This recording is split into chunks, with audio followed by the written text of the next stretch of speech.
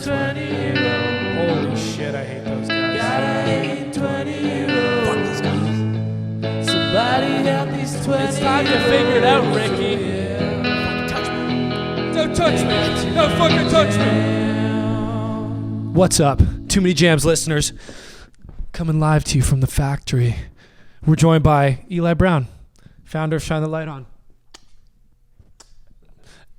And Robbie. We're currently in the factory making some t-shirts for our band John Famos. This episode is actually sponsored by Shine the Light On. We're going to show you how to, and Jewel, and Famos, and Too Many Jams. And if you use the code at checkout for Shine the Light On, what do we decide? Famos 15, baby. Famos, F-A-M-O-S 15 at checkout. You'll get a 15% discount. Off the finest goods ever made. Yeah. So we're going to teach you how to make a t-shirt here, Eli. What's step one here? All right, first step is you got to pick out the pattern that you want to do. So fellow band member Robbie here chose he wanted the men's crew neck, bottom hem bottom. What's bottom? Bottom hem bottom means straight line across. Straight line across. You put a hem so it doesn't roll up. Do the same thing on the sleeves. So right here we have what you call pattern paper, and you'll see this is the front part of the men's crew neck. This is the back part. You got one sleeve, so you obviously got to cut two of these, and then you got your neck band right here. So for the listeners at home, what he has actually is we're on a table, and there's a giant roll of fabric about 6 feet wide, and you pull it out over these templates, and the templates are like the different sections of the t-shirt. You're going to trace them onto the paper, and we're actually going to cut these pieces out of the fabric. It's live on our YouTube channel if you want to check it out. And these, would you call this pattern paper? Yeah. So with this, like these dimensions have been designed by you, or is this kind of like standard across the board for an XL range? And like how did you get these? Yeah, so like when we started with the like our sample size, which is size small. Yeah. That's kind of like normal what you use to figure it all out. And then you just choose like the grading that you want. So from the difference between each size. And for us, we like things big and baggy and comfortable. So we do 3 inches in difference between each size. Okay. So to get up to the extra large, I believe it's probably about 33 inches long. Just so it kind of goes about 4 or 5 inches past the waist. Yeah. All right. So yeah. So we'll get to the next step. Is there a reason why it's so cold in here? Yeah. Heating's expensive. Keep costs low, profit high. Everyone out there, don't buy Shine the Light On. They do not heat their factories. Don't work from either. You'll be working in the cold. It's not even that cold. We're wearing gloves. I'm perfectly fine. And I got a sleeveless shirt underneath because it gets hot in here. So let's get to next steps here. All right, let's do it. You're missing a. Oh, we're just doing. Yeah. XL. So, Okay. Yeah. We're just doing extra large. Cool. Wearing big and baggy. So I'll get to the next step. It's a little bit of an archaic way of doing things, but now we take this, we trace them with our Sharpies, we'll lay up the fabric and cut them all out. Okay, so what we'll do is we'll probably cut to that. You'll be doing the filming, Mr. Kevin on the camera. We'll do a little montage. And for the people at home on the audio, if you want to see what this process looks like, check out the YouTube video. If not, we'll check back in when this step is done.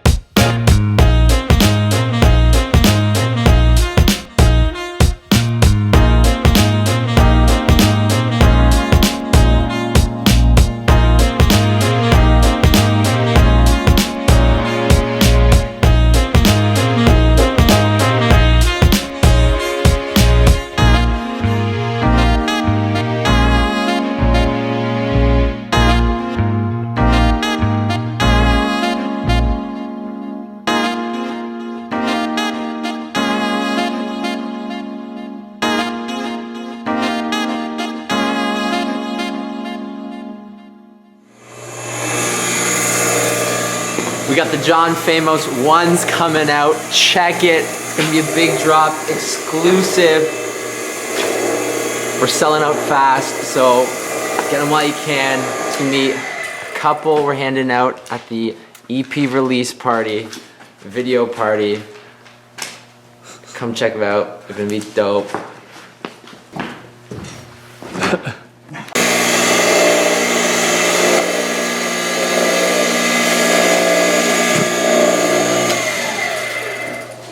So you go here.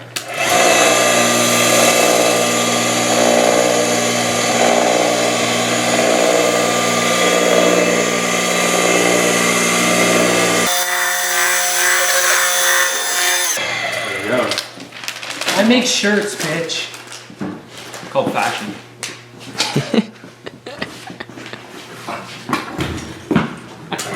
You look like Kim Possible right now or something.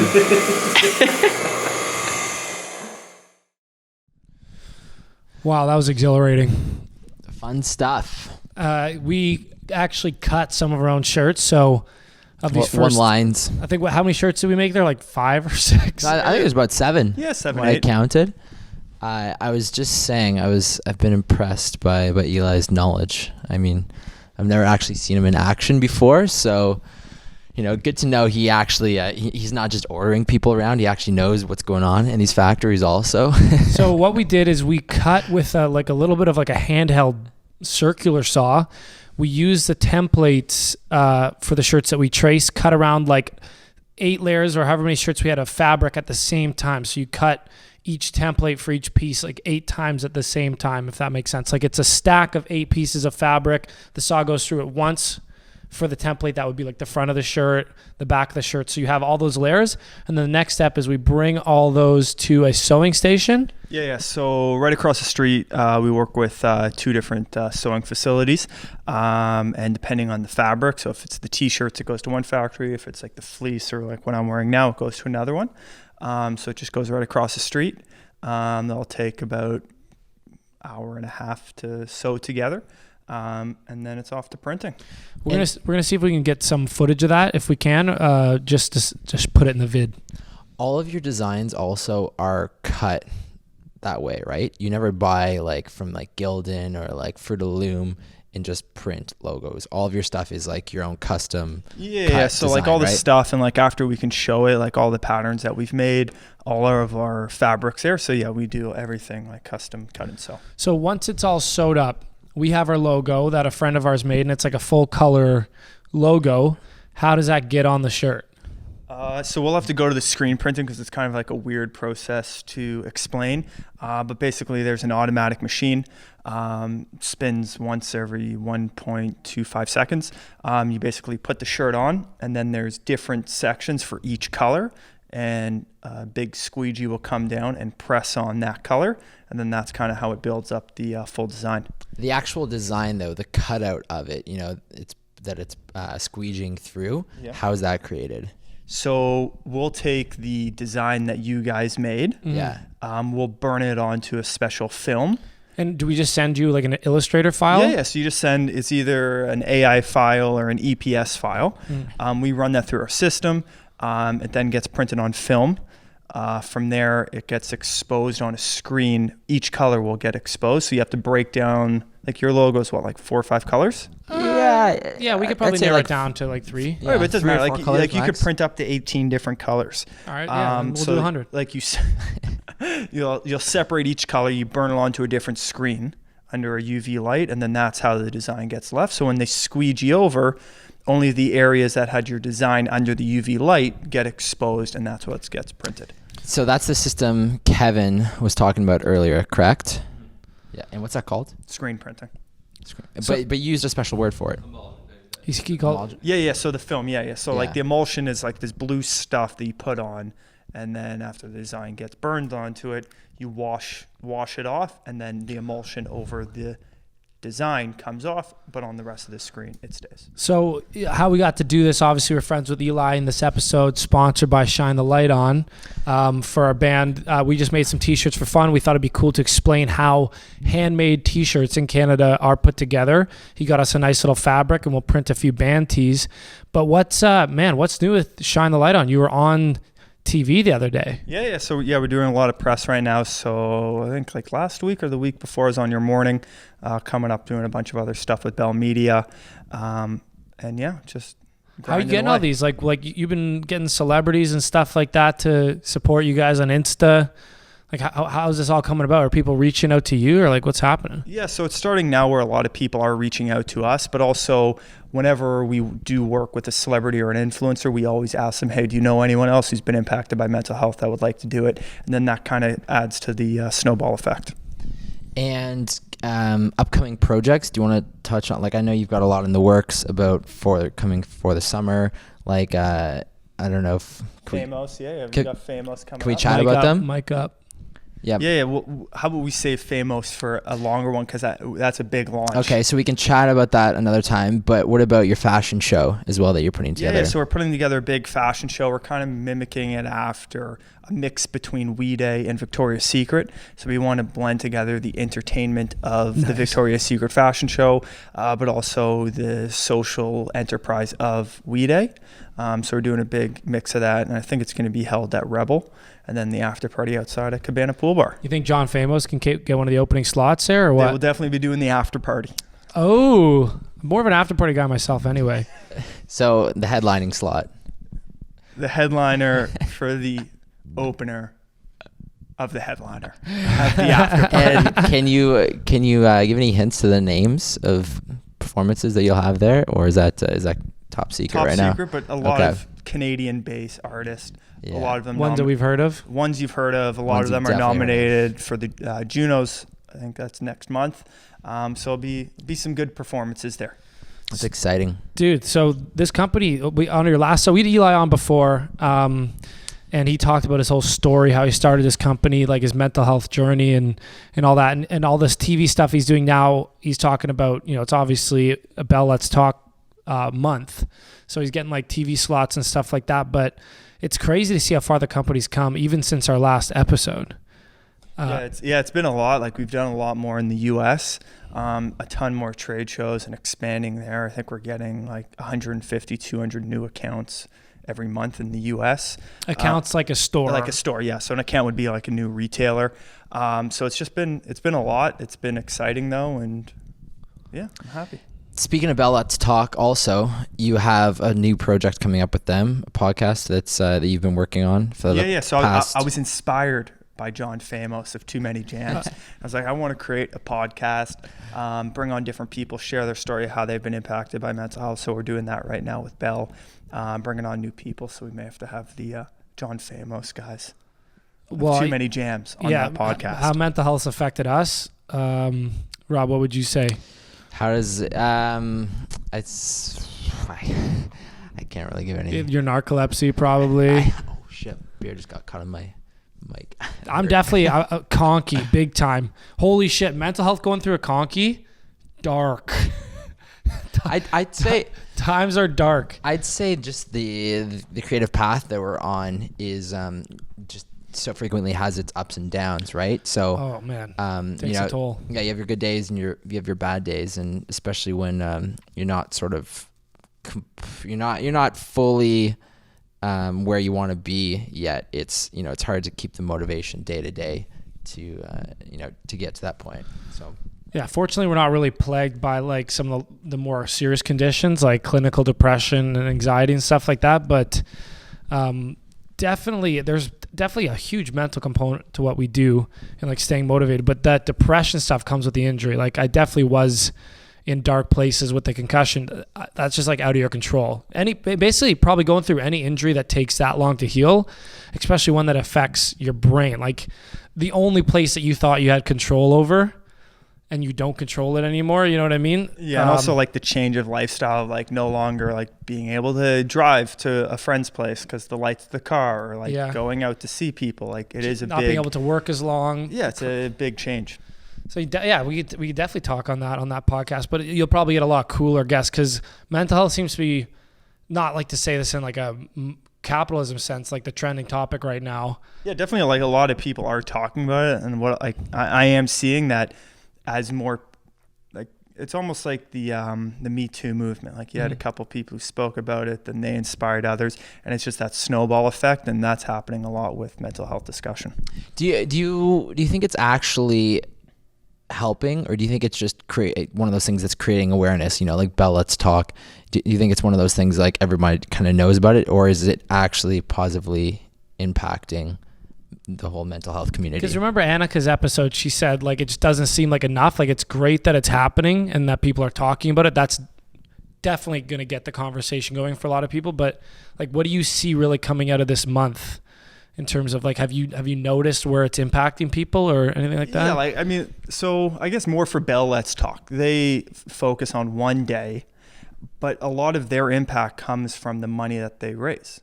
Like I think last year they raised $6 or $7 million, and then that gets split out between a variety of mental health organizations throughout the year, and that's where the direct impact comes. That's where the direct impact or the long-term impact has. But definitely, like after Bell Let's Talk, there's not as much conversation about mental health. But I think they do a fantastic job with raising awareness, getting the conversation going, making people feel more comfortable, and then raising millions and millions of dollars to then deploy to a variety of organizations. And these organizations, I'm not sure if you know the answer to this question or not, but how is the majority of their money given? Like how is it used? So I guess there's hundreds and hundreds of different organizations that they support. So anyone who has a nonprofit organization in the mental health sphere, or addiction or counseling or stuff like that, you can apply for it. And depending on what you're doing, you'd get different amounts of funds. So if, for my podcast, let's say, and this is just an example, a nonprofit podcast, maybe they only give me $2,500. But if I'm CAMH, maybe they give $1 million. It really just depends on what you're doing and what you're going to be using the money for. Mm-hmm. What I like about your company, and it's a smart tool for anyone doing kind of like a company raising money for causes, is you kind of have like a one-to-one thing where when someone buys a shirt, they're donating one package to help one person with, their, like it's a package with information and like what to do with all that they're feeling and all that. So it's like buy a shirt, donate a package, whereas some people donate a percentage and stuff like that. And you're also like really cool to help out with almost anything. Like I know a guy reached out to me saying he wanted to raise money for men's mental health because he was feeling that, sometimes guys are the ones most overlooked when it comes to the mental health conversation, because girls are feeling a lot more comfortable being like, I got anxiety, I have depression, and people are like, that's great, but it feels feminine to most guys that are trying to be traditionally masculine. So he wants to raise $10,000, and he was going to do so by using bracelets from our company, Wrists and Rye, shirts from you guys, and if you donate a certain amount, you get it. And I was just like, yo, Eli, and like within 5 minutes, you're like, yeah, whatever they need. Yeah.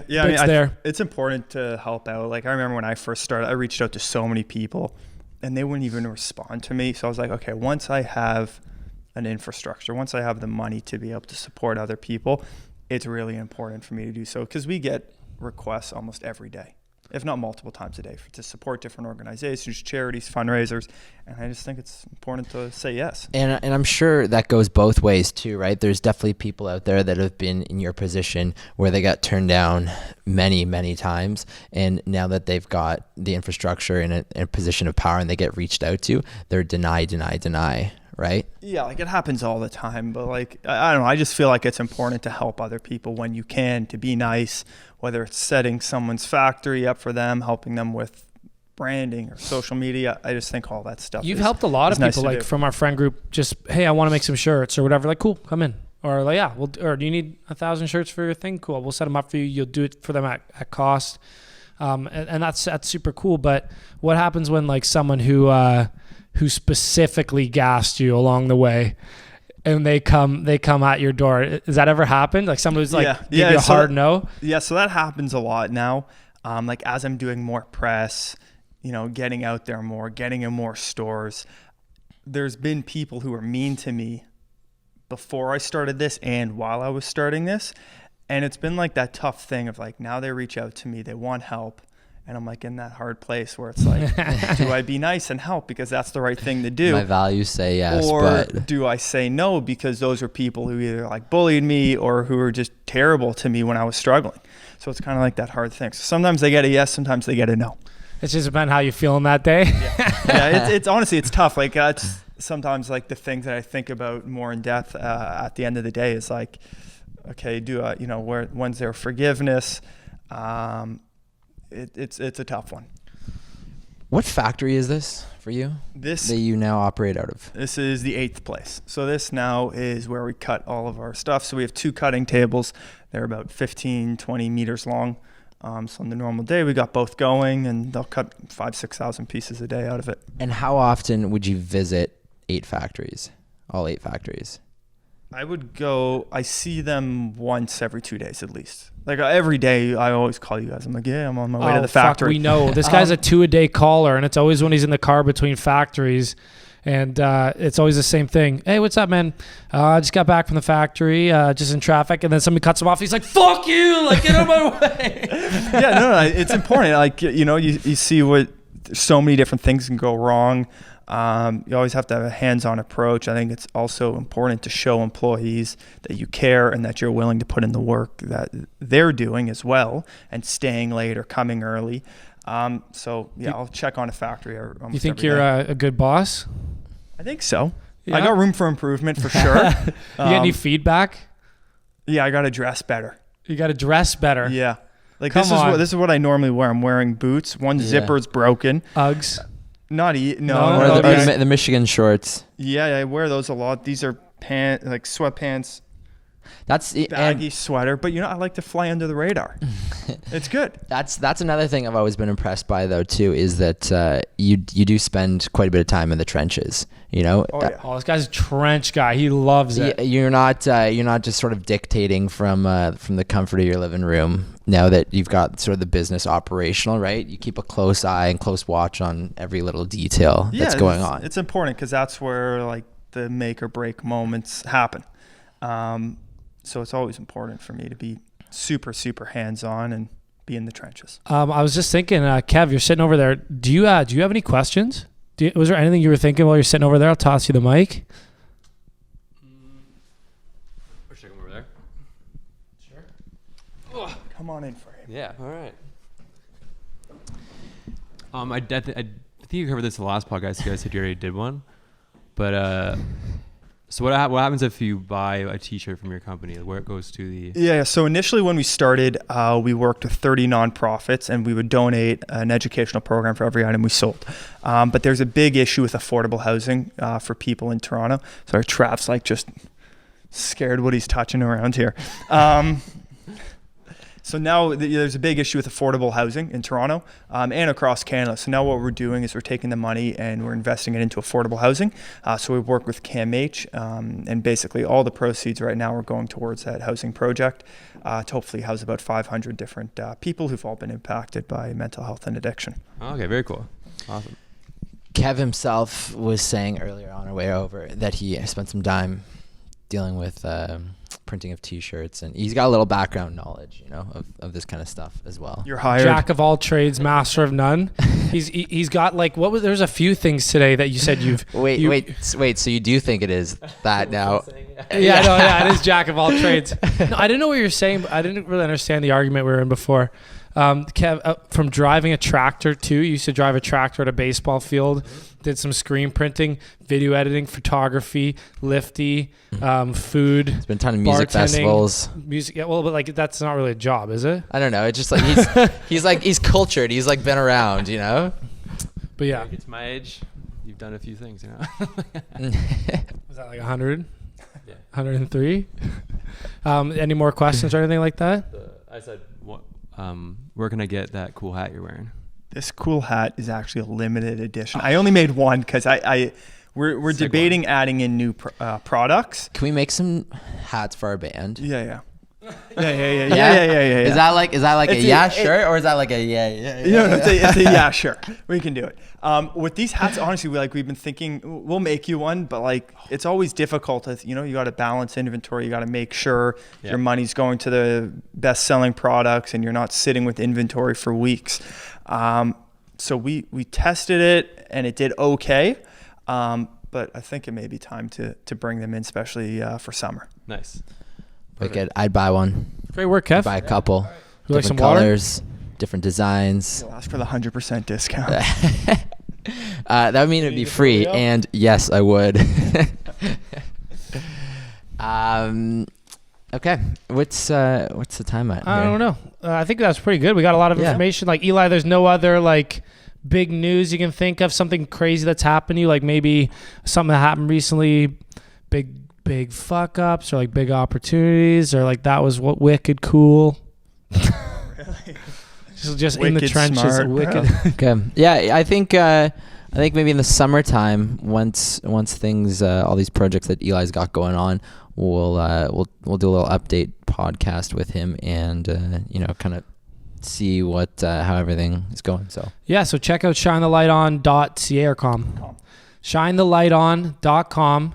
Use code FAMOS15, F-A-M-O-S, get 15% off. We make tons of no profit off that because we're we're just doing it for this you. will support our t-shirts that we just made. And other than that, Kev, thanks for the help today. Eli, thanks for being on. Thank and you for having me. making a successful company. Thanks for that. Anytime. You guys benefit from it. It's good. Yeah. Oh, no.